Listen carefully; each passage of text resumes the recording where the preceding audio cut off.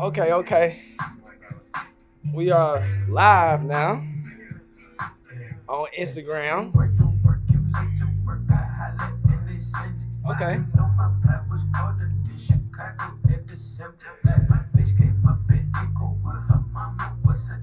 Yeah.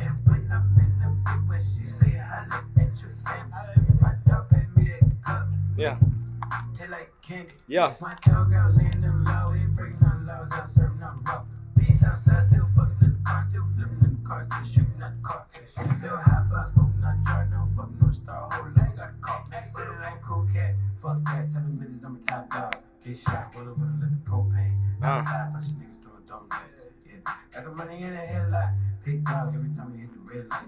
What you know about that? Okay.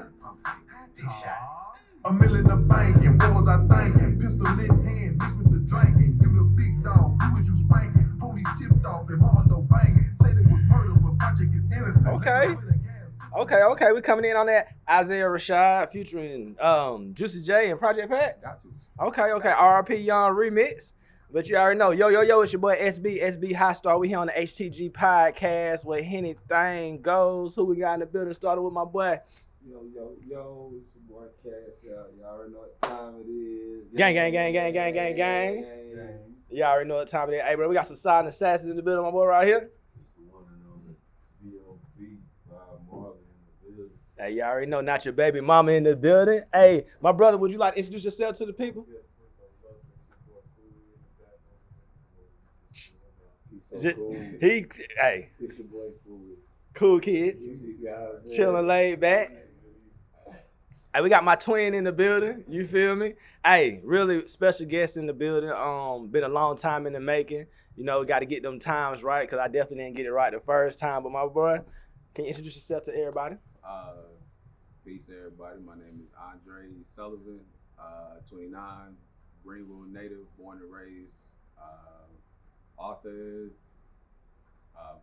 mentor, actor, you name it. I probably had something to do. Okay, we got a lot to talk about tonight. Well, first, Alright, baby. Alright. Shout out to Alright. All day. Hey, so first I want to say thank you for coming to the podcast. Really appreciate you having here. Appreciate having you here. You know what I'm saying? Hey, we on a different vibe tonight. Hey, we got the All Men's exclusive sipping paint going on. You feel we got our sipping paint. So before we get to that, you know, we got 5 rules on the podcast. First rule is be yourself. Second rule is to have fun. And rule 3, 4, 5 is drink. So we're gonna drink for the podcast, sipping paint. They got some of this Stella Rose pink, I believe.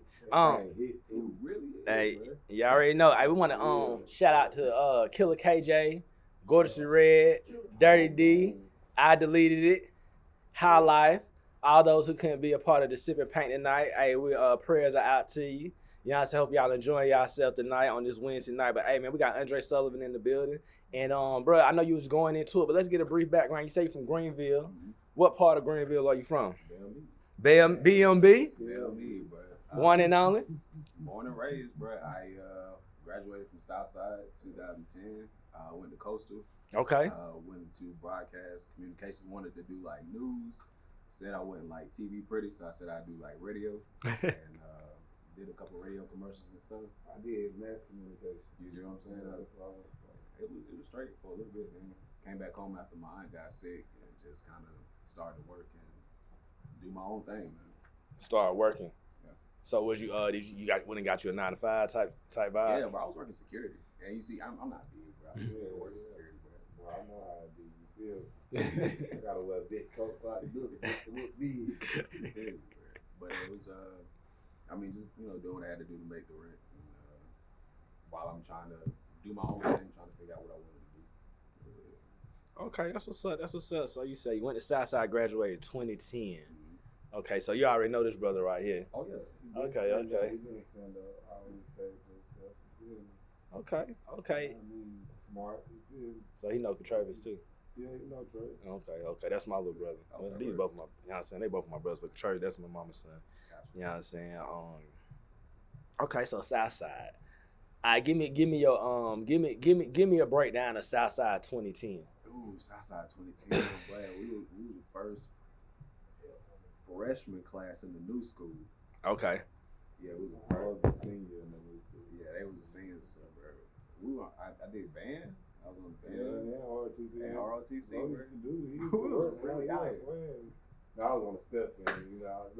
Hey, bro, listen. We used to follow Keys to step shows, bro. It was at Allen Temple. Oh, yeah. Bro, used to be out here, man. It used to be crazy. But we've been on them stages now. Real You talk. know what I mean, we've been on them stages our whole life. This ain't nothing new. real talk, man. But Southside 2010 was crazy, man. What you doing like the speech and debate? Yeah, bro, real speaker now. Got to go to Harvard and stuff. It was crazy, bro. 17. I feel like I really was never in school because I did speech and debate, bro. Like, and they were always but like, that was good though. Like when I look back at it, I always used to say like, I should have did that. it was definitely get out of travel, bro. It was tight. Everybody always say you got to argue with everything. You got to think different, bro. I should be in speech and debate. You feel me? It was definitely up, bro. Had a good time. I missed that, bro. You remember Miss Payne? Oh yeah, Miss Payne. I was just talking to somebody I worked with today about Miss Payne. Who Miss Payne? She was a principal. Oh, shout out Miss Payne. I gave her hell, but I love her at the same time. Love Miss Payne, Okay. So Southside. Okay, that's cool. Southside 2010. I was off in college in 2010. What was I think. it? What was it? Boy, Nah, I went at Voorhees. I graduated 2004 from high school. 2008 from Voorhees. I graduated 2010 from Claflin. I'm old. Y'all old. Yeah, I was down in Claflin 2010, but Southside, I definitely got ties at Southside. You know what I'm saying? A lot of family members at Southside. So, I guess I'm gonna get into the first thing. The first thing I think I want to get into is like, why do you call yourself an author? We acting, we don't know nothing. This is all an introduction. What got you into writing? I was broke, bro. Mm-hmm. Being for real, I was sleeping on my homeboy couch. I was still in Myrtle Beach, trying to make a rent. Talking back and forth to my niece when she was here, she got like projects in school and asking me about like race and like I think she had like a Black History project or something. She was like, "What is it? What is it to be black?" I'm like, "Am I black?" I was like, "What do you think you are?" Mm-hmm. And we got into this real deep conversation. I was like, you know, there are probably a lot of kids out here like having these conversations with their parents that, you know, are trying to like find their identities and stuff like that. And like, I wanted to take something that I was really passionate about and then take this conversation that I had with my niece and turn it into something that she could hold on to as she got older. You know what I'm saying? So, put the book together. Now, mind you, I didn't know how to write a book, anything like that. And I didn't have any resources, and I didn't know who to reach out to. So I had this idea, sleeping on my homie couch and just trying to figure out how to push it, really. And messing around with this chick, she actually recently just passed. Shout out to Ashley and her family and everybody, bro. She actually put me in contact with my publisher, and she had told me that her husband recently just passed and he wanted to publish books, and so that's how she got in it.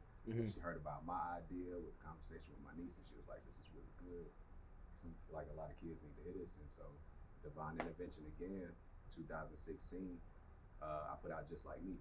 Okay. And it's just that conversation that I had. It's about a little girl and her dad walking in the street and just finds an understanding of like humankind, bro. Like not even looking at race, where you from, your social class, just looking at a very basic understanding of being a human being. And that's what I was really wanting to talk about. Can I give you an idea though? Have you ever thought about doing that type of, that type of storyline, but like superheroes? Yeah, bro. You feel me? And I think like that where I always said whoever do like, it need to be like, cause you know how Avengers is deep. If you really like, if you look into Marvel, you you feel me? And people don't look at it like that. So I'm just saying, like, you think you could make a book like that? Or have you thought about making a book like that? Yeah, man. I want to do a whole bunch of books that just the kids can see themselves in. I mean, representation is important, right? So everything is superheroes right now, and I mean, if I can do something that helps them to see themselves in what they read and then what they watching, brother, I feel like I've done a service. So I'm thinking about it. I wrote a comic book when I was like 10 years old, bro. I always wanted to publish it and just never did anything with it. But yeah, for sure. For sure. That'd be a great idea. Let's do it, bro. For real. I mean, I'm with it, man. What's up, You bro? gotta show me the way. Let's I'm with hey, it. man, listen, we can always link I mean, I don't mind playing the back. I'm with it, though. I'm definitely with it. That's I got super keys. ideas. Come on, It could man. be anything. Hey, look. Conscious keys. Conscious keys. Yeah, That's what's up. I know you have my cousin here, Vontae. Yeah. He's trying to do a children's line. Mhm. So we like collabed on a design for like the girls and the boys design to put out there. And I just finished that. And so I'm really excited for him to get that out there too, bro. It's gonna be tight, bro. That's what's up. That's what's up. See, Shout out look at Vontae. how everybody Shout out Vontae, bro. shout them out. Shout them out. Most definitely. See, we figuring out how to get around the block, how to get all the people we need to get on here, man. You got to tap into this person to get that person to get this person, and going from there. So okay, I want to run back. Coastal. My little brother went to Coastal. My little brother went to Coastal, and I used to go down to Coastal to chill around with my frat brothers and stuff like that, like 2000, like 9-ish, 10-ish, 11 times like that. You got me true. But give me the coast. Like, what's up with the beach life? Like, you come from Greenville, you go down here to Myrtle Beach, you going to Coastal Carolina. Tell me what that's like. Tell me about your experience down there, being a young black man from Greenville. Honestly, it was the first time I ever lived by myself. Yeah. Crazy. It was mad different, bro. Like, you ain't gotta go to class, bro. Like, you don't have to go to work. Ain't nobody telling you to do all this stuff. Yeah. And it's really having that discipline. Like, if this is where you want to be, this is what you're gonna have to do. Yeah. You tell my nephew that. Hey, really, that's what it is, man. But like coming from Greenville, man, I actually got to live with one of my homies that I've been friends with since like kindergarten, bro. So that was cool as like a transition wise. But like once we got into, I'm having to go to work, now I'm having to go to class, and I'm meeting all these different people. I grew up with my sisters. I got an older sister, I got a younger sister, and then like I got a brother who stayed in like Florida. Okay. But once I got to Coastal, I got to really gain a lot of like lifelong friendships. You know what I'm saying? Like these people I still talk to, still rock with today, and it's really just gaining that family that was really important to me when I got to Coastal, bro. Because I was out there by myself. Yeah. Yeah, when my brother went, he was out there. I think his aunt went to Coastal, but I think she had already graduated by the time she got there. But when I used to go down there to Coastal, I was like, damn. But I was just like, oh, this is a big ass school. I went to Voorhees. You know what I'm saying? We went to Voorhees, 1,200 max, 1,500 max. You know what I'm saying? You go down there, it's 25,000. They got a football team. They got the basketball team. They got the baseball team. And then you got the beach, and then you got Black Bike Week come down there. And it's like you never want to come home. And then like a lot of people actually travel out there. So I'm thinking like Coastal, like you said, you ain't got to go to class. You don't have to go to work. But then that financial aid kick in. It's like, oh, you ain't been going to class, so you about to lose this. Now you got to get the student loans. But what do you think is something like what was the best experience being at Coastal Carolina? And then what would you say was your awakening at Coastal Carolina when you realized like either I'm gonna do this or I'm not gonna do it?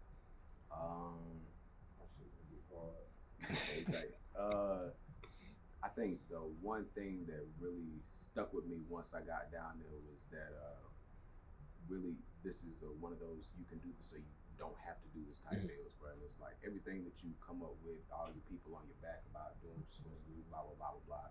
Like it gets tedious, and then when you actually get that freedom, you know what I'm saying? It's like, are you gonna, stick with it?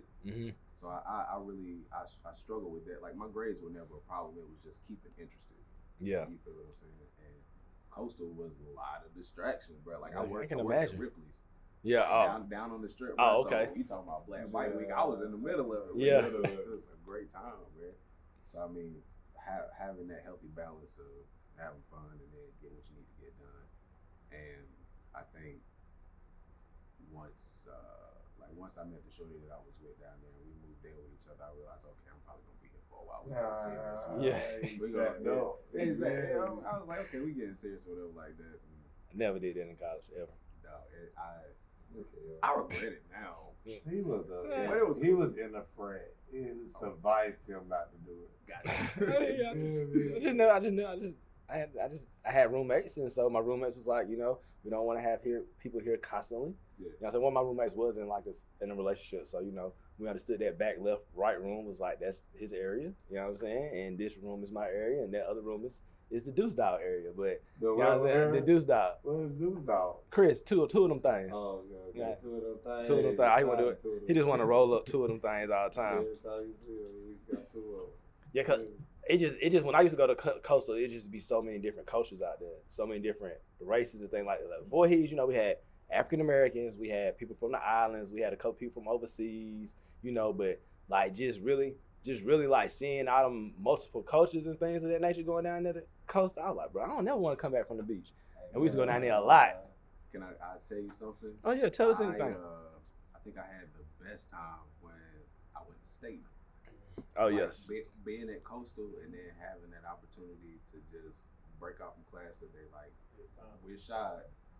we all going to state for like, bruh, Shy had like this little Civic, like an '89 Civic, bruh. Yeah. I know it was at least 5 of us in the Civic, bruh. We like pushed it from like Coastal to state. And we had the time of my life, bro. Like yeah. I'll probably tell my grandkids about it, bro. Yeah. Oh, state was a different experience. Orangeburg is a different experience now.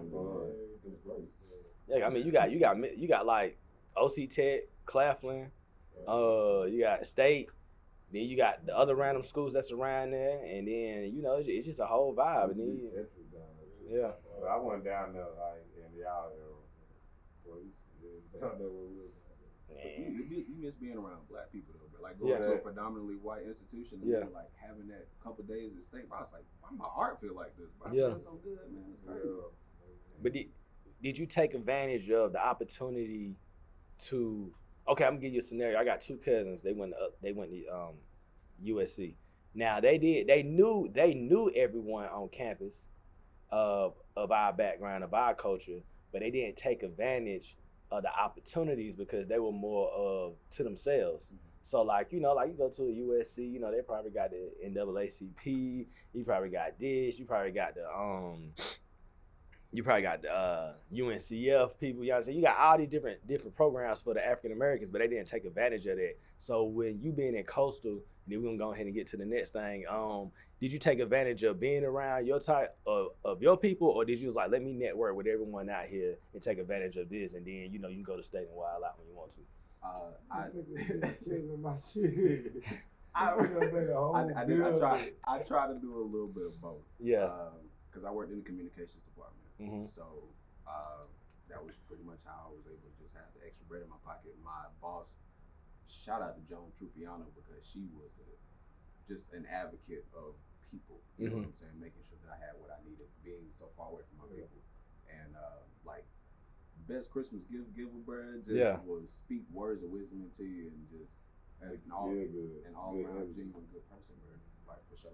And so she really helped me to link with a lot of the department heads out there at Coastal. Yeah. And that put me in contact with professors that helped me to get radio commercials and stuff like that. So it was having that healthy mix of being with those higher ups, and then that student life too, bro. It was a good time if you knew how to balance it. That's what's up. All right, I just want to see what the coast, because I asked my little brother about Coastal. He don't never tell me too much. He don't tell me too much about it, but Hey, what happened to Coastal State?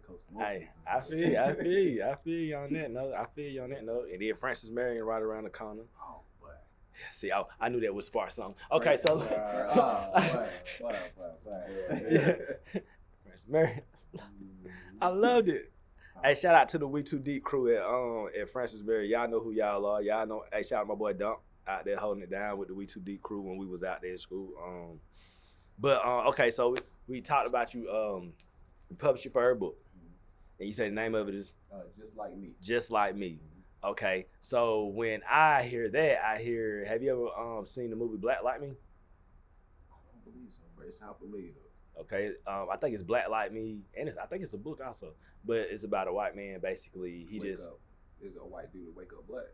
Well, what he does is he's tanning himself, and he's putting like chemicals on his body to make his skin darker, and so he's basically experiencing every day as a white man transitioning into a black man. And I remember, when I seen the movie, I remember one day, like it was like he was a white man one day getting his shoes shined. And then he went back another day as a black, like, you know, skin that got darker. He went back as black. But I think he was just going through the transitions of like, what is it like to be a black man? And I think he was like in this one room hotel and, you know, just trying to make himself, you know, he just wanted to experience it. You know what I'm saying? But when I hear Just Like Me, I was thinking of Black Like Me. But okay, all right, so you got Just Like Me. And, okay, so you write it. Do you just write it? I wrote it and illustrated it. Okay. So I wrote it and illustrated it, and you know, I really like music, so it rhymes. Mm-hmm. All the books that I've written and all the short stories that I have online and stuff like that, they all rhyme because I really enjoy music. I love rap music, I love hip hop. It's very interwoven into what I do. Like even the short stories that I do, they have piano jazz. Like y'all watch Lil Bill, Mm-hmm. you know what I'm saying? Like I had it in the background where it made me feel good, it made me think, you know. So I try to take just little pieces of my childhood, things that really made me feel good, things that I know would be nostalgic for us, Mm-hmm. and like just try to redistribute it to the generation now, because I know it would. There's still something there that they can feel off of. Okay. You know what I'm saying? Okay. So you like the Soul, the Disney movie Soul? So You ain't seen it yet? I don't like, my whole thing with Disney is that anytime that they got a black lead, that black lead is only on screen for a couple of minutes before he becomes something that's inhuman. Mm-hmm. And that's the thing that I don't like about it. Like if there's gonna be a black character, allow this black character to flourish throughout the movie and have his character arc, like they were doing Toy Story, like Mm-hmm. they were doing Encanto, or whatever movies come out. It's just you get tired of seeing that sometimes. Yeah. But I enjoy the movie. Like sound like John Batiste, who did a lot of the music for it. But it's just that one thing, bro. Okay, that made sense. That made sense. I was just watching the not podcast. I watching Breakfast Club. They had Bakari Sellers. Are you familiar with Bakari Sellers? So he's from Denmark. His dad was the president at Voorhees. His dad is also one of my fraternity brothers. Bakari like 37. I'm 35. So like I remember like when Bakari was like 19. I used to be around him. Two of my line brothers, they wanted to get in politics, so they always follow him around. We do community initiatives with him, and I see he had wrote some children's book or something like that, and I think he had illustrated with his twins in it. But to get off from that, with all the things that you've done, like did you, when you first started writing, did you critique it yourself, or did you have somebody critique it for you to be like, does this sound right? Also you illustrate, do you have like your friends like, what you think this look like? Do you think this match with the words, things of that nature? Like how did you go through that concept or that process? It was a lot of soundboard. Mm-hmm. It was a lot of me trying to like bounce ideas off other people, but it's also one of those things where you don't want to tell a lot of people your idea, because like a lot of people try to diminish it just out of like projecting what they think that they can't do. You know what I'm saying? So I would definitely share with the people that I cared about, the people who like kind of saw the vision of what I was trying to do. And I guess when it came to Main stuff. Oh no, yeah, I definitely think so. When it came to like the illustrations, I did like multiple drafts of the book. So I got like 4 and 5 and 6 drafts of the first book, just the same illustrations over and over and over, just trying to make sure it's crisp. You know what I'm saying? So that's one of the things, the process. I don't mind doing the work as long as it's good, bro. Like I'll redo canvases, I'll like redo chapters, I'll like when I did my TED Talk, I sat like in the same spot for like a month, just saying the same 11-minute speech to myself, just trying to get it down so that it flowed easy. You know what I'm saying? I don't care about the work as long as it's right, bro. And that's the drafts. That's how I feel about it. Okay. Cause I'm telling you, it always come back to I when I'm talking to people, and then it's like I be trying to, or it can come back to we or us as people, but it comes back to I. Like, so if mine was here, he about to talk about poetry. Like, I like to write poems, right? But my poems be like so toxic, they be ridiculous. But I be wanting to turn them into like a little short book or some shit like that, right? But I'm like, who do you like? Do you Google like, oh, like how do you like, if someone wants to, like, let's say somebody want to become a published author, right?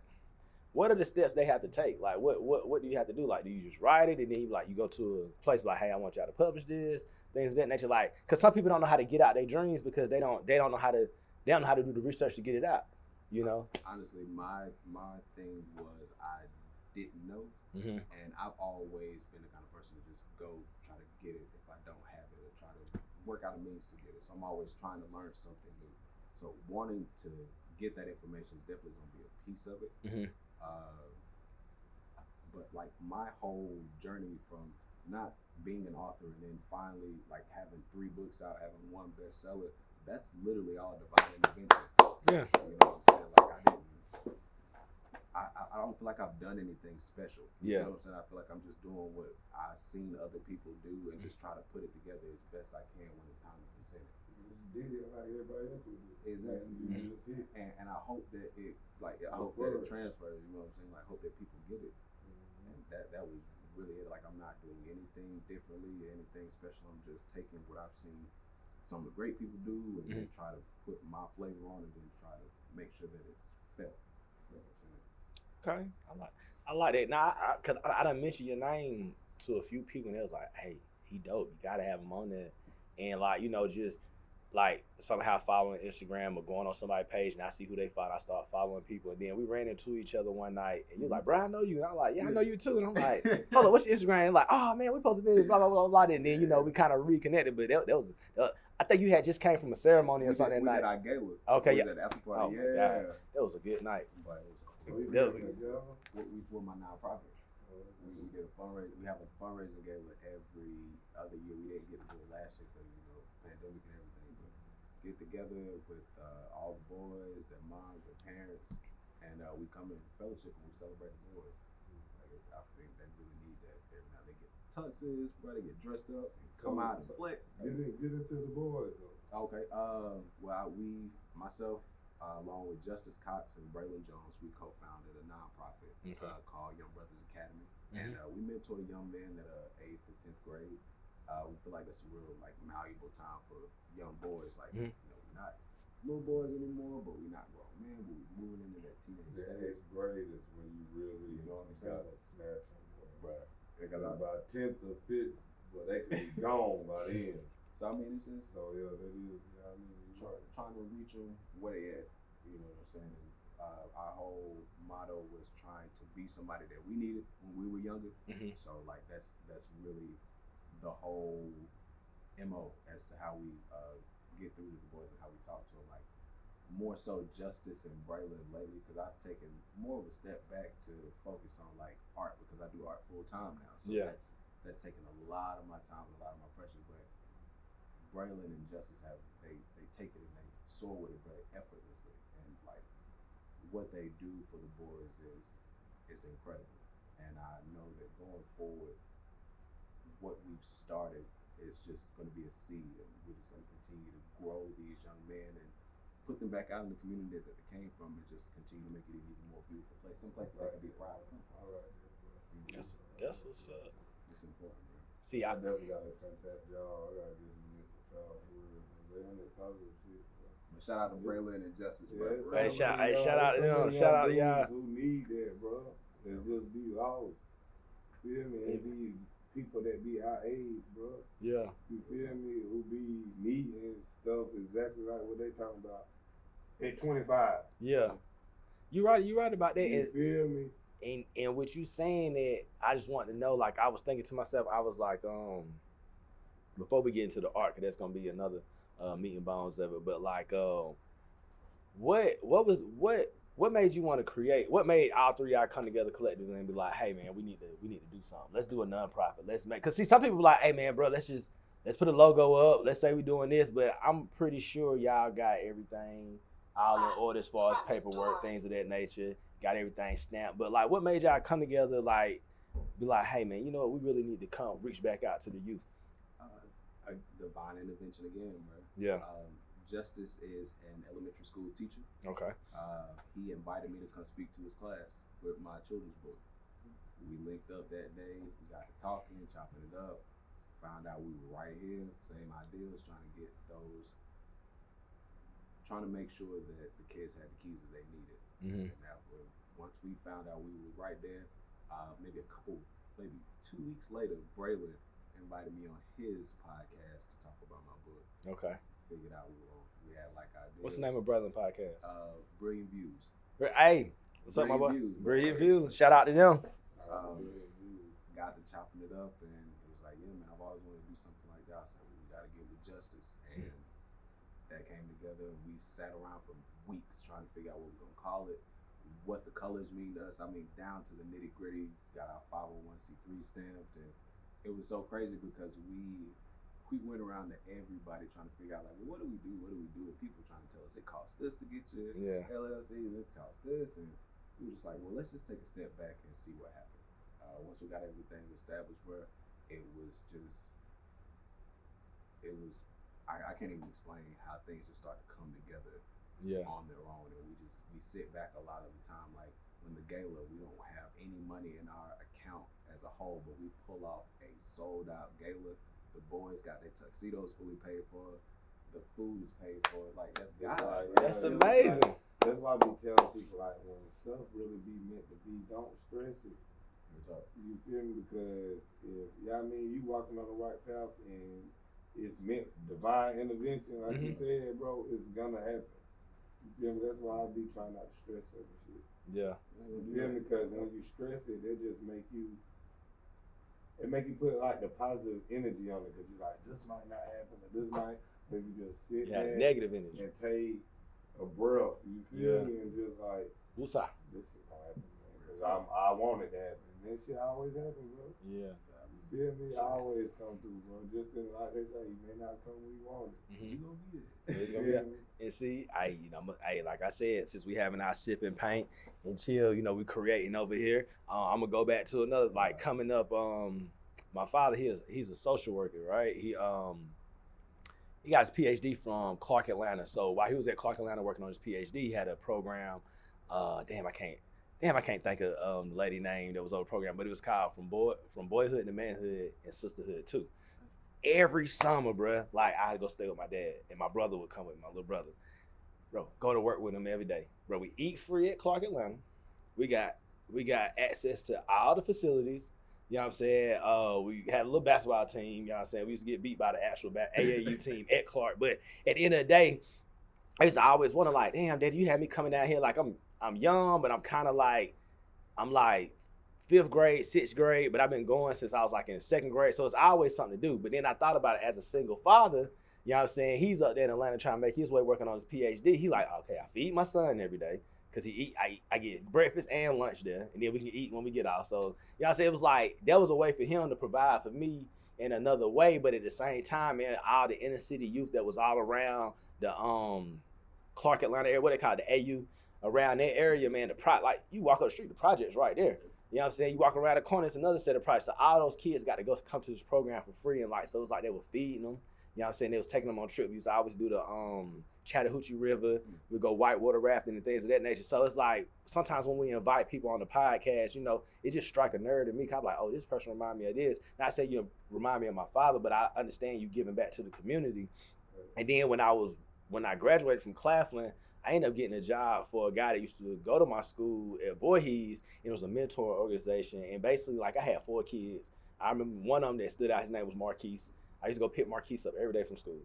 To me, I felt like the parents wanted us to babysit. Yeah. But I would pick Marquise up from school, get him from football practice, take him get the $5 cheese pizza or whatever he wanted. Then I go pick up my other 3 kids. My other 3 kids that was kind of lost.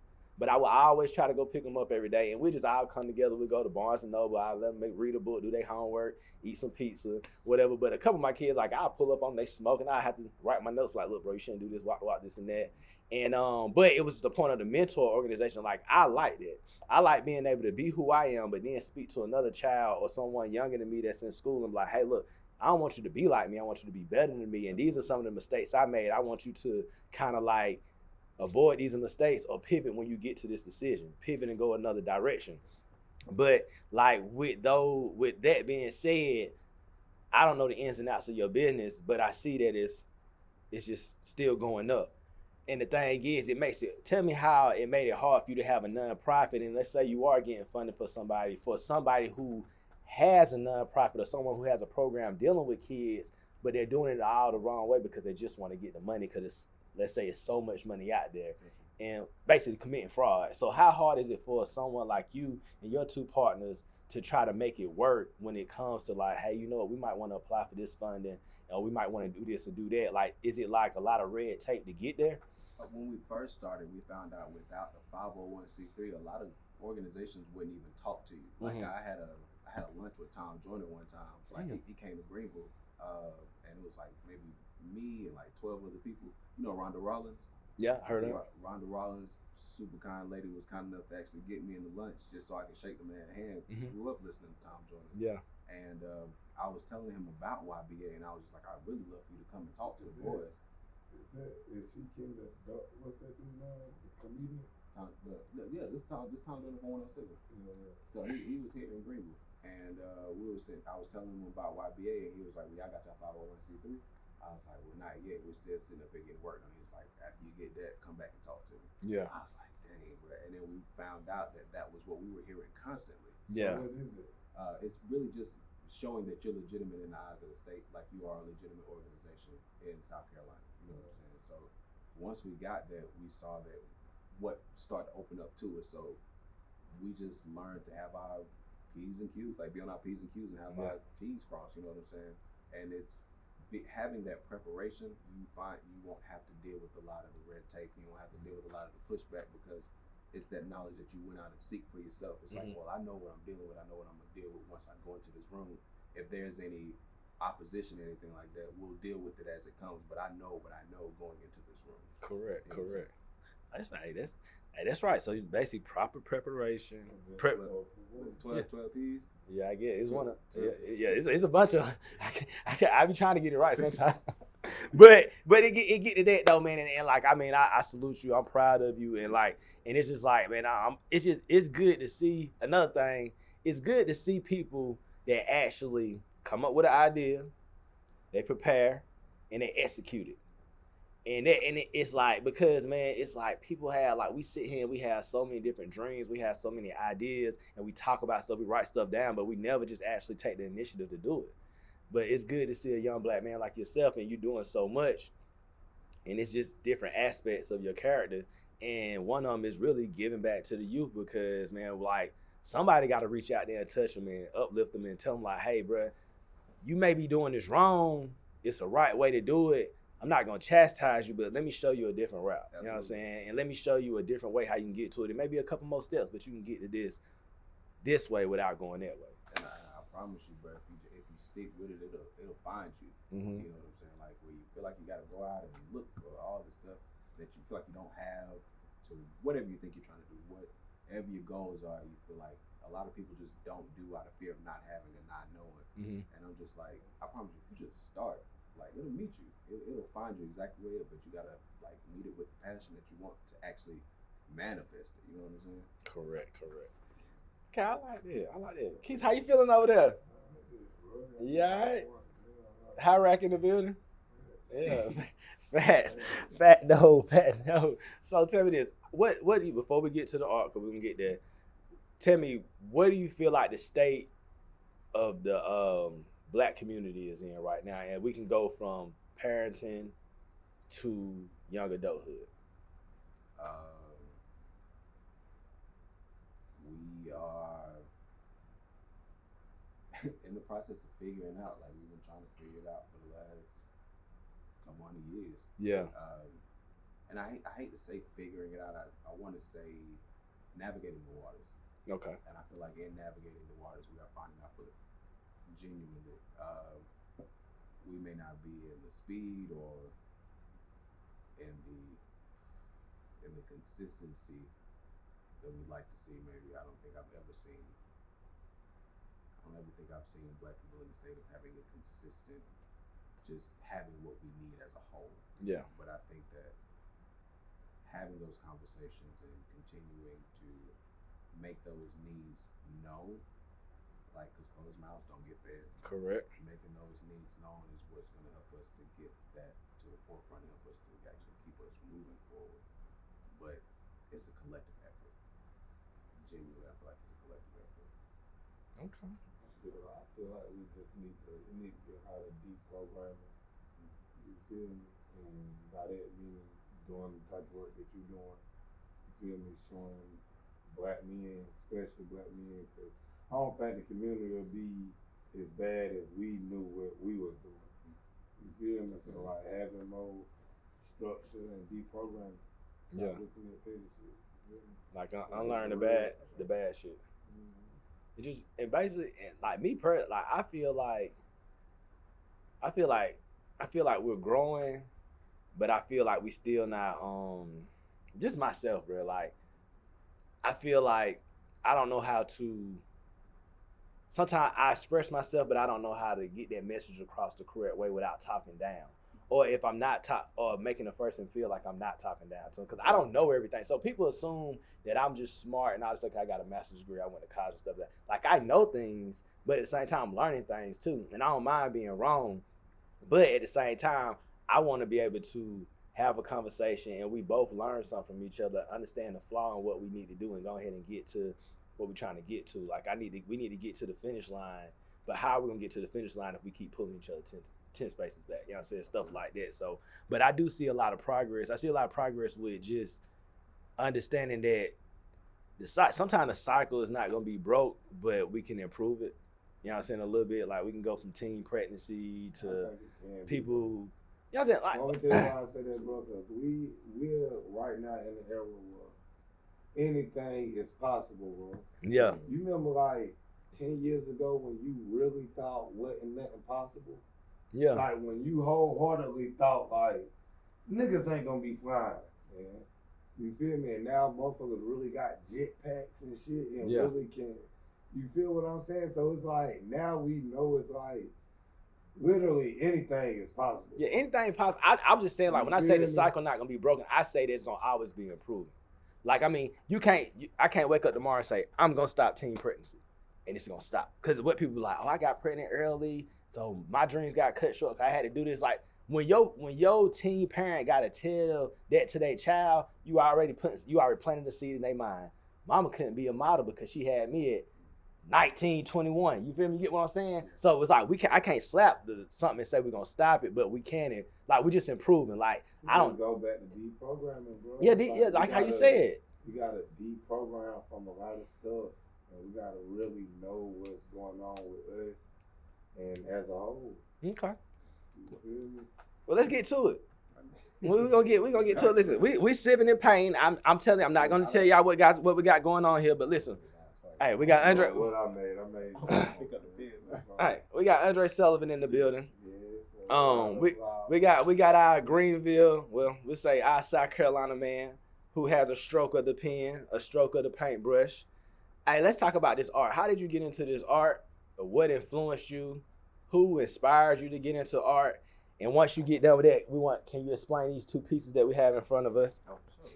All right, so I started painting 2 years ago. Okay. I just started painting seriously 2 years ago. I always tried to like do it, but it was trash.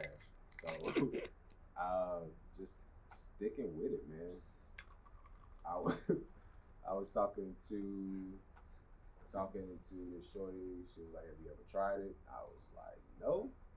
And she was like, "Well, I mean, just give it a try. The worst you can do is mess up a canvas." So I was like, "Okay, right. We'll keep it rocking." So I was working for a company, really hated the company, working third shift, getting paid. I felt like I was killing myself walking in there anywhere. Mm-hmm. And divine intervention, got fired because I went to do a TV show. They didn't want to let me off to do a TV show. It's a thing called For My Man, come on TV1. Mm-hmm. I would do it. It was like a reenactment episode, and I got cast in the episode. I was like, well, I'm gonna have to go to Tennessee to shoot the episode. I was like, well, if you leave, we don't know what's gonna happen when you come back. We got PTO, man. What's up? 6 days. I just did a casting call too. Shout out to you. Yeah. This my little diamond in the rough, right? We just get them polished up. Run on silly, man. Go ahead, bro. Got fired and everything, and tried to start painting, and sold a couple pieces in the beginning. And I was like, okay, well, this is cool, but I'm still out there looking for a job. But I've always wanted to paint. I've always been into art. Y'all know how you get a notebook paper at the beginning of the year? Yeah. You used to be in school. I used to draw through that in like 2 weeks, but my mom used to hate that. But she get mad at me. I was like, I can't get it out fast enough. You know what I'm saying? And I used to get in trouble for like drawing on the walls and stuff, but now I get paid to do that. Right? Yeah. So it's like, don't discourage kids for what they're trying to do. You know, like because it's something. It's right there. Yeah. They're trying to do something right there. It's just encourage them as much as you can. Try to make them feel full in those moments, but. In that it was just more nostalgic for me than anything because it's something I've always tried and just felt like I was never good at it until I actually just took the time to practice, work out videos, look into artists that actually interest me. came across a dude named Basquiat, and that's a lot of the pieces that you see with a lot of the crazy illustrations, like some stuff like this right here. Yeah. Really good storyteller, and I figured, I found out that me wanting to tell stories or wanting to be a children's author and him wanting his art to look specifically like a 5-year-old did it, I was like, that's funny to me. Like, it's ironic because they sold for like tens and 15 millions of dollars, bro. I'm just like, but it looked like a 5-year-old did it. He did it on purpose. Yeah. So I'm just like, that's funny to me. So I looked into his background. Bro died when he was 27. Yeah. You know what I'm saying? He's on heroin, right? Yeah. Yeah. You know what I'm saying? But while he was here, he worked. Like he really got that workout, bro. I seen the doc on a movie. He did something on a rug, like on the back of a rug. Oh, bro, something he found in a trash can, right? He got tired of painting on campuses and just started picking out everything: wood, trash cans, doors, all kind of stuff. Bro, I was like, dog, that's creativity that I can't keep it in, and that's why I was like, I see myself in this artist. This is me drawing on those hundreds of pieces of paper at the beginning of the school year. My mama getting mad at me. This is me and older, so I'm just figuring it out and finding it, bro. And like once I found that really niche place, I guess, between that storytelling and then portraits, like, I really kind of took off, bro. It was crazy. And that's why I got the pieces right here in front. Piece over here, this is Virgil Abloh, and always been in the Virgil, man. First black creator with Louis Vuitton. And I'm just like, that's Black history right there, bro. So I got that hanging up in my house. A lot of people have reached out to me to purchase it, but I'm just like, when the time is right, it'll be gone. But like as of right now, I'm just letting it live. You know what I'm saying?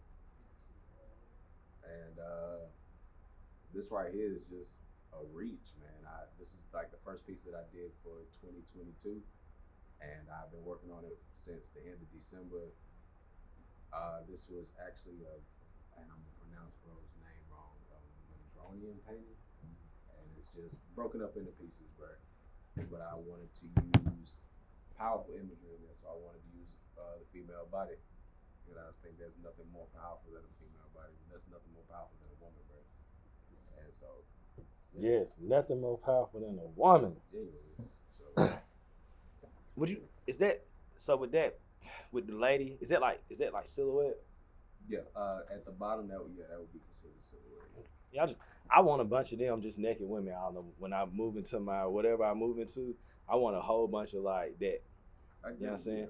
Like, I want a bunch of that, just women all over the house. Nia Long, I prefer her. That's my babe. God bless you. You know what I'm saying? With you being an artist and you want to paint and all this, how you feel about NFTs? The moment that I figure out how to do it, I'm trying to cash out. It's hard, ain't it? It's strange though. It's strange. It's like It's crazy how they making digital art. You feel me? Mm-hmm. These are digital arts going about as much as his painting is gonna go for. You feel me? So it's like it's kind of transition.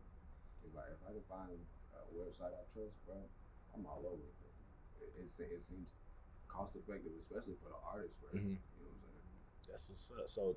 So, I seen that you did okay. Where did you do that mural at? What? Okay, give me some spots where you got some paintings at. Cause I swear I seen you doing something. I want to say it was the mall, but I don't know if it's the mall. Which mall we at? It's one at Haywood Mall. Excuse me, I got one at Haywood Mall. I did a storefront sign at Spartanburg Mall for a local brand Outfitters. Okay. I did another one at Step by Step Ministries. It's like near downtown in the Art District. There's a building, Little Learners Academy in Malden. I did that whole building.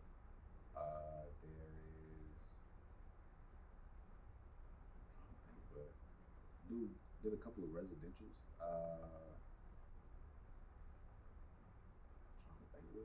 So you really like the shit when it comes to it. It's like You like the shit when it comes to it. Yeah, he don't want to be. Look, bro, you got no time to be humble. Shine your light. Like you gotta embrace that, bro, because that's all you. Like you said, you finally getting it out fast enough. You feel me? So you ain't gotta be humble about that. That's your talent. Yeah, cause like ain't nobody take it from you, bro. To Ashley, my home, Cause like, that's amazing, bro. It is So amazing. I knew you had done murals, but I didn't know you was doing it like like that, bro. You feel me? So that's amazing, bro, for real.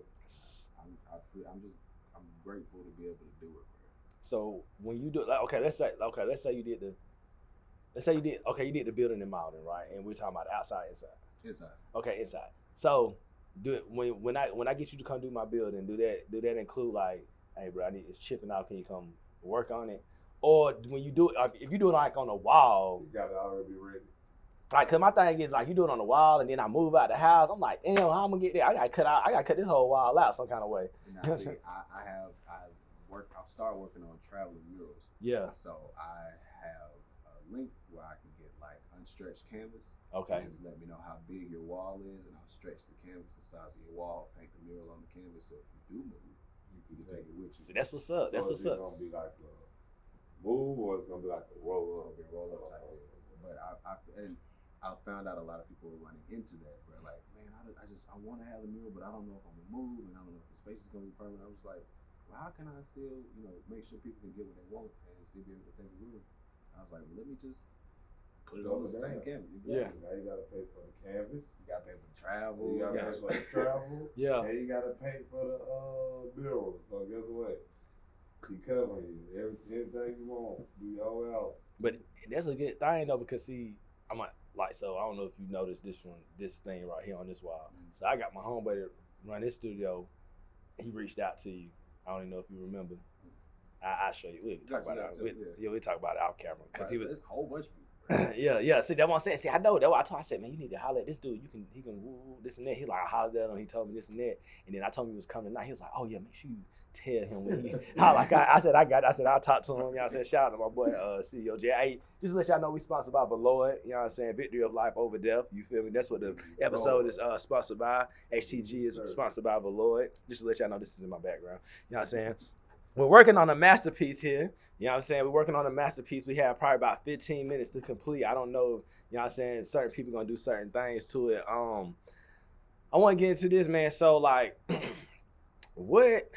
so now you're getting paid off your passion, right? You got any more books in the works you're going to be working on? I got one in the chamber. It's called Do You Know How Amazing You Are? Okay.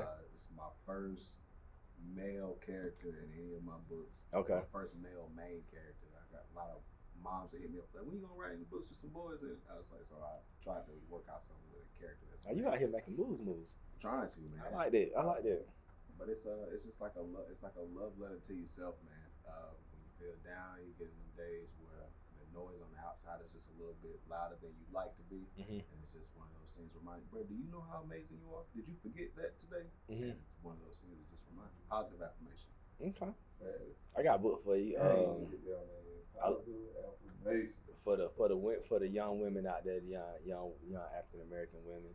You know what I'm saying? The young cultural. I love my hair, my skin, myself. So I had thought of that today because I was on Instagram as always, and they showed a picture of a young girl that she's hairy. You know what I'm saying? She got beautiful hair, but it's like she got hair, you know what I'm saying, on her arms and all this stuff. But she's beautiful kid, right?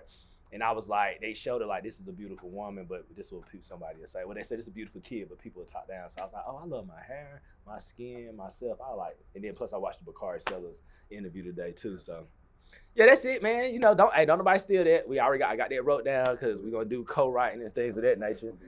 You know what I'm saying? But with that being said, so you getting paid off your passion, things of that nature. So tell me, like, for the people that's gonna watch this podcast next week and people that we're watching on live, like, what would we say? See, we gotta learn how to put a price on ourselves.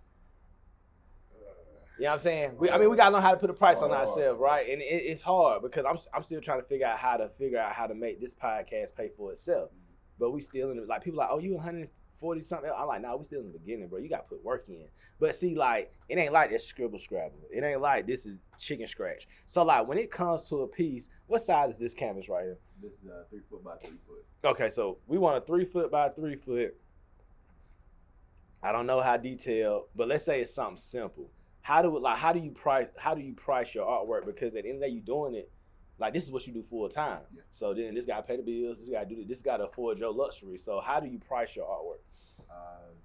It's hard, bro. It's just like you said. a lot of the time, a lot of my work is for people who just rock with me. You know what I'm saying? So I always want to look out because I want to make sure people can feel like they can come back and get something that they like all the time. Correct. You know what I'm saying? So that's the one thing that I've struggled with since I decided that this is going to be my full-time job. I'm like, if this is going to be what it's going to be, then I'm going to have to charge more. I'm going to have to figure out and find a way to charge more without feeling like the bad guy. And that takes putting the work in, because I'm just like, first off, your work ain't that good to be charging what you're charging for right now. So it's like, okay, work on your work first, and then maybe you'll feel like, you know, you're in that realm to charge that. And so I went to work just like painting 10, 12 hours a day, just different things I wanted to paint, different like famous paintings and stuff that I had seen out there. Like I got a mural of, you know, the fingers touching the creation of Adam. Yeah. I did it with like black women, just all black women. I've always wanted to paint that. I've always wanted to see that in something. I've never seen it before. So the first opportunity that I got to paint it, I was like, I'm gonna do it up. Yeah. And I'm gonna try to just do everything that I've always wanted to see on it. And I told the lady, like, if you'll allow me to go in there and just do my thing, then I'll charge you half. I'll give you half price or whatever. Like Be my creative. Just allow me to go in there and work. Mm-hmm. And she was like, cool, whatever. And by the time I was done, she loved it, bro. So that's what I always tell people. And this is free game. If you ever ask me for a piece, or if people ever ask me for a piece, if I just say, hey, let me know what price you're looking for, ignore the pricing, I'm about to look out. And I really like your idea, and I really want to see your idea come to fruition. That's if you like the idea. That's if I like the idea.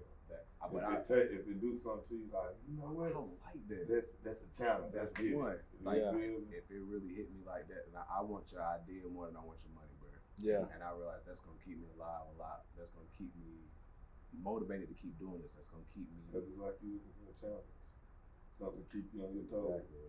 And if they love it, it's word of mouth. Like when somebody walk into, who did that?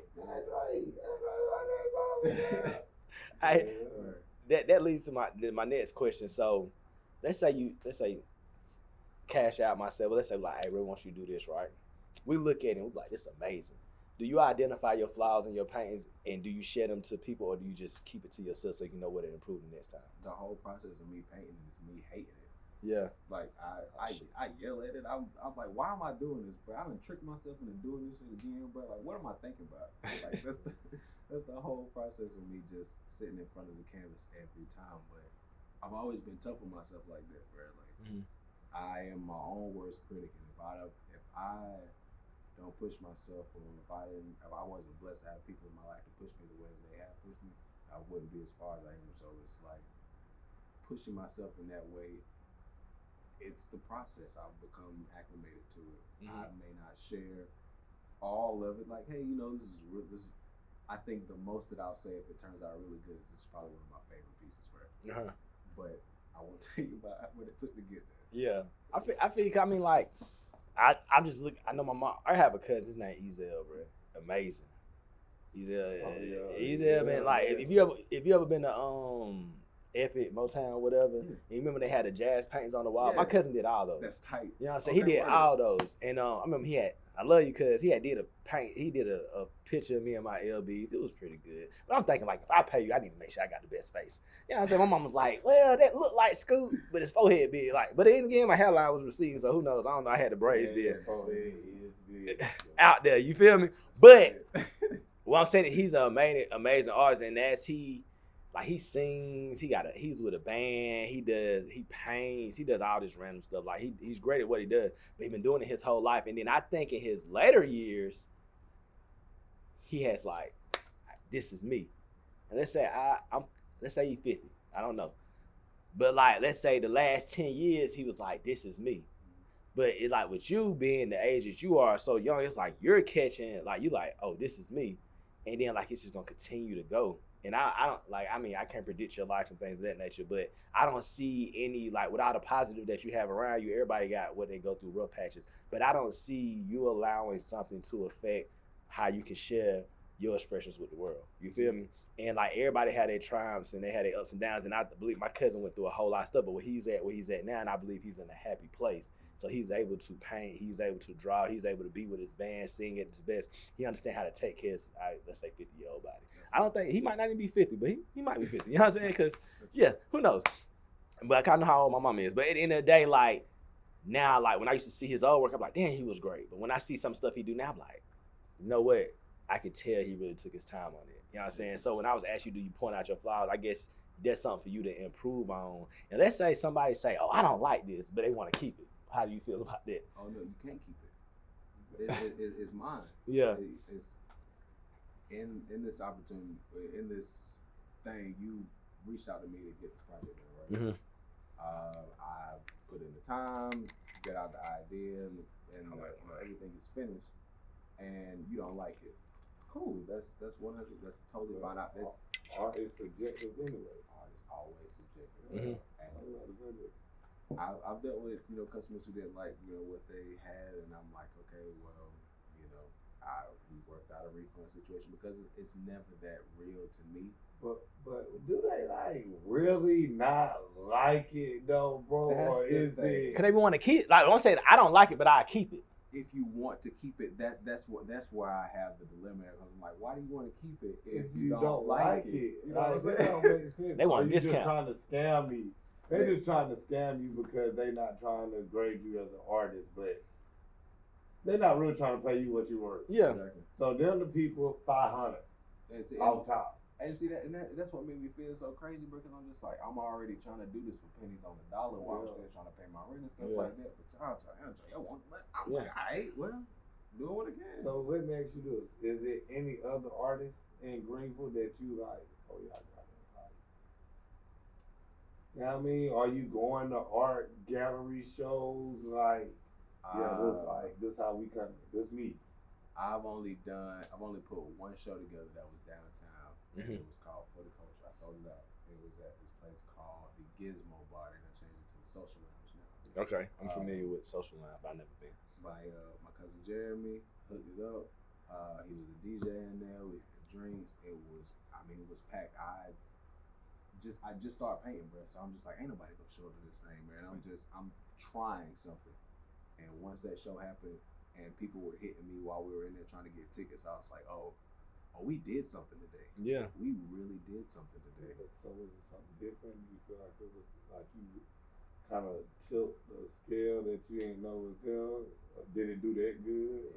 Yeah, genuinely. It was seeing people enjoy themselves in a setting that they normally wouldn't get to do here.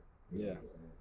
And I really wanted to set the atmosphere. Like I didn't have any classical music or anything playing, but it was jumping. You need to bring it back because my old lady just said that I like going to museums. I'm thinking like, who want to go to a museum in Greenville? All these rebel flags and I was like, you feel me? Yeah. She like, yeah, I like art shows and stuff. I'm like, man, you ain't never went to no art show. And now that I'm just like, divine order. Now, bro, I'm telling you. She was just saying that. I'm like, yeah, I don't even know no black artists around here, shows to go to downtown and none of that. Mm-hmm. You feel me? So do you think like you'll have more of those in the future? I would genuinely love to, bro. But with the pandemic and everything. Oh, yeah. I haven't had a chance to like book anything, but I was just talking about it today with my homie Card, bro. That would be a little vibe. Yeah. Get dressed up. Like a whole bunch of black artists. Bring ladies, come dance, go drink, bring the classical music. Right. We need classical music because it do something to your brain when you listen. And it gotta be, you can play nice neo soul black music, bro. Absolutely. It's for the culture. I don't need to hear Beethoven, Right. but I can hear that this song here I keep playing. Yours, ours, miles. I can do this for hours. You know what I'm saying? You don't hear that. Everybody been doing it, so I can't think of her name. Shout out to her. Do it one time. Yours, mine, ours. I can do this for hours. I can look at you for hours. Let's take a shower. This is girl. I cannot think of her name, bro, but it's a song. And I had looked it up because I seen somebody listen to it. They was like, this the vibe.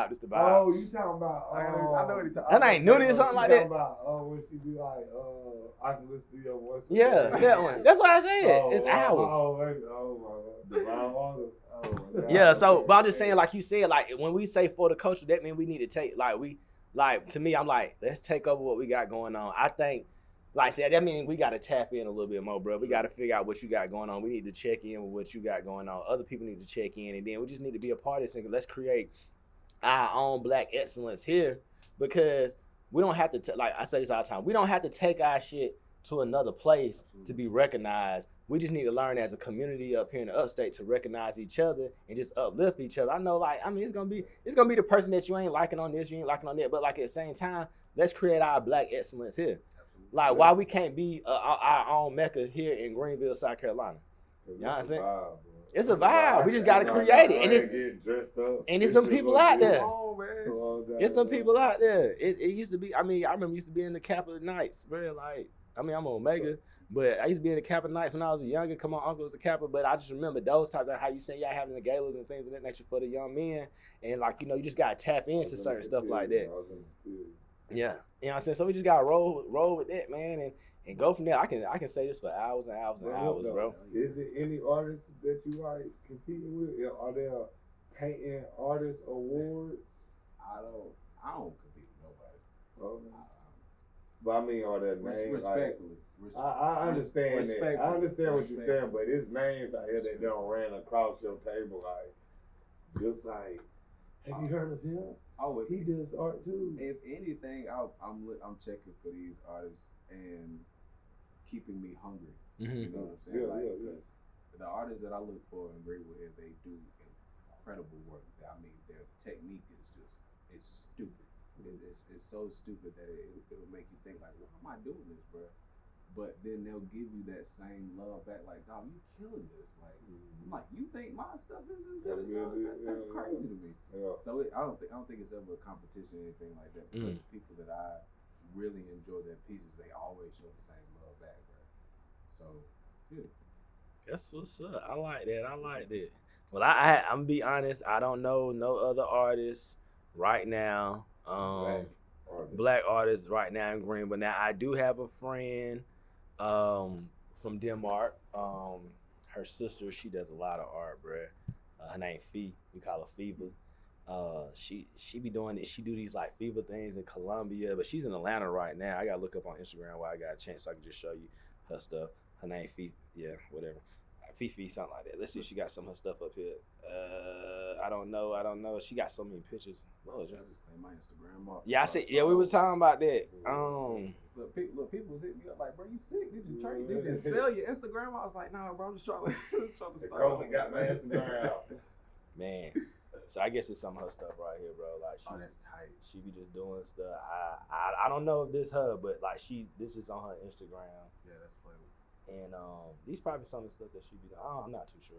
But she paints like that though. Like this stuff she be doing like she do poetry, she raps, she do all kind of shit, bro. She got videos on Instagram where she be rapping, she got videos on YouTube, she got bars too, but she from Denmark, South Carolina. Shout out to Fee. You know what I'm saying? Staley, I think, if I say that right. Santana, don't be mad if I didn't say y'all name right. But y'all family, y'all already know what time it is. But at the end of the day, I got one more question. What is the advice you have for the youth right now? Before we unveil our beautiful art that we have created at our All Men Sip and Paint. What advice do I have for the youth right now? Yes, sir. Be gentle with yourself. Mm-hmm. Be gentle with yourself because it's a lot easier to point out the things that you aren't doing right or the things that people aren't saying that you're doing right than it is to point out the things that you do incredibly just impeccable. Like nobody can do it better than you. So just be gentle with yourself and remember that you are the shit, bro. Regardless of the circumstances that are around you. You the one. Correct. I like that. Cash Out, do you have any advice for the youth? You the one. That's all I'm saying. Hey. I was just listening to some positive affirmation today on YouTube. Saying like we need to focus. Feel me? Know that we positive, know that we the one, know that we will make it, and we need to stay together. We be programmed when it's all the bullshit. When we really off, bro, as a people, bro. Mm-hmm. It's real, bro. It's really like when you think about it, you be like, damn, why do I gotta be black sometimes? I ain't saying it like that, but on that note, this sipping used to. I'm just saying. I get you. Like, you know what I mean? When you look at like race and how far we at the bottom, bro. And we be worried about J's and dumb stuff, bro. And I waste a lot of my time worried about that type of dumb stuff. Hey, we just growing. We're gonna grow every day, man. Time is of the essence. Positive. You know what I'm saying? Most of it. Well, the only advice I have for the youth is, hey, continue to love yourself. And when you love yourself, you can learn to love someone else. And when you can look in the mirror and see yourself, and not only see yourself, you see another man that looks like you and understand that, hey, he has to get home to who he has to get home to. So this is a situation that we got going on. Let's go our separate ways to live another day. That's all right. Go ahead. Okay, I can though. Listen, it is imperative that you learn how to be yourself. Mm-hmm. You feel me? Fuck influence. Fuck anything. Just be yourself. It's okay to be yourself because when you be yourself, you have what you call it, divine intervention. Divine intervention, bro. Okay. You feel me? It just come to you. When you try to be stuff you not, that's when it. You know what I mean? Just be yourself. Be it. Y'all flow. Most I appreciate y'all, man. I appreciate you, bro. I appreciate you. Hey, I've been waiting for this one for a long time. Just be yourself. It's your show. Yeah, most definitely. definitely. We trying to know about you. Let them know about you too. So listen, like I said, we got Andre Sullivan in the building. We're gonna give our socials, but before we give our socials out, what we did, we was trying to create a masterpiece. So what we're gonna do is we're gonna show this piece, and we're gonna get Andre to explain his side. We're gonna get Cash out to explain his side and how they coincide. I think that's the right word.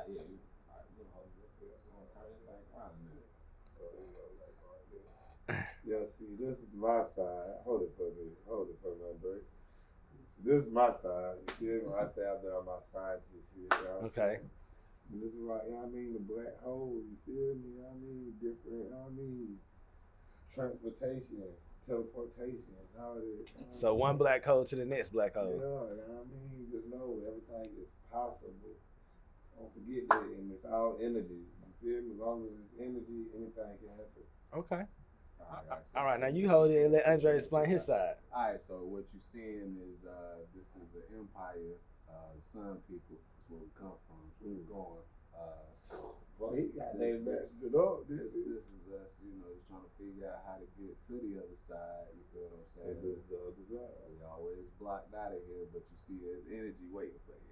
You feel me? Gotta get it. I like how he did that. This ain't Tied together, he's man. smart. He's real with it, boy. Hey, I'm with it. I like how he did that. You know what I mean? We gotta keep those. You feel Tied me? together, man. We gotta keep that, Smooth. We gotta keep that. Oh yeah, most definitely. I appreciate that, man. We're gonna figure out how to incorporate that with the HTG / Andre Sullivan collection, and we're gonna somehow give this to one of our lucky followers or viewers, if you don't mind. No, tight. Yeah, most definitely. You know what I'm saying?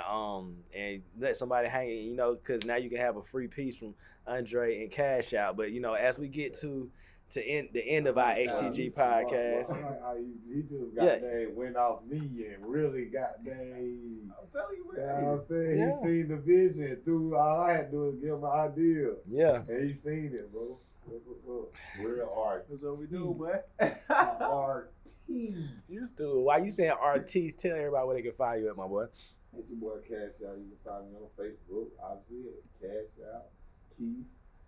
On Instagram at Cash Out Keith _74. Gang. Hey, you already know. Shout out to Gorgeous Red. You can find her on Instagram, Snapchat, Gorgeous Red, 2 Ds, KJ, KE_JAYY. Instagram, Dirty Diana O, Instagram, Snapchat, MySpace, Black Planet. You can find her anywhere. BM, HTG Podcast. Just type in BM for HTG Podcast. He gonna pop up. Bob Marley, HTG Podcast. I deleted it, toes and all the things. Y'all can find that all on Instagram. Andre, where can they find you at? Now I'm gonna tell them where they can find me at, and then what we're gonna do is we're gonna take our sip and we're gonna keep it moving in the ocean. You know? You can find me on Facebook, Andre D. Sullivan, Instagram, Andre_Sullivan1, Twitter, Black Seuss, TikTok, not Andre's TikTok, trying to get paid, give me some followers. Hey, you already know, man. It's SB High Star, Instagram, Facebook, SB Vision, Snapchat, SB Visions, Twitter. I do not be on there. Hey, man, make sure y'all like, share, subscribe. If you watch this episode, when I post it on Instagram and post it on YouTube, I'm going to give y'all 3 directions. First person to follow those 3 directions, we will give you this awesome painting. You feel me? This creation from Andre Sullivan and Cash Out. You already know, man, you got to be yourself, have fun. Oh, no. Yeah, be yourself, have fun, drink. You know what I'm saying? Them the 5 rules to the podcast. So we sipping, you know what I'm saying? This is the men's, you know what I'm saying, sipping paint. We in Greenville, South Carolina. 864, we out, baby. You already know what time it is.